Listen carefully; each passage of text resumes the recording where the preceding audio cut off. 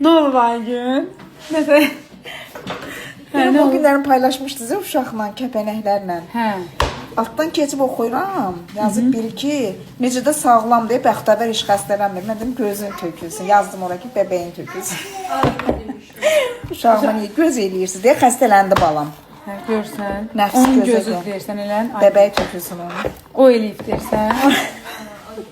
Qardaşımın Saxtana xəstələnə virus gəlir. Yox, niyə xəstələnsin? Virusdur da, indi burnu axır. Çünki axan gözlərinə qurban. Balamın gözünə Doğrudan uşağın burnu axır, gözləri axır. Sağ olsun Səbinə xanımla danışdıq. Bir də hə, Aysuxan virus var, biraz yüngül bir müalicə yazdı.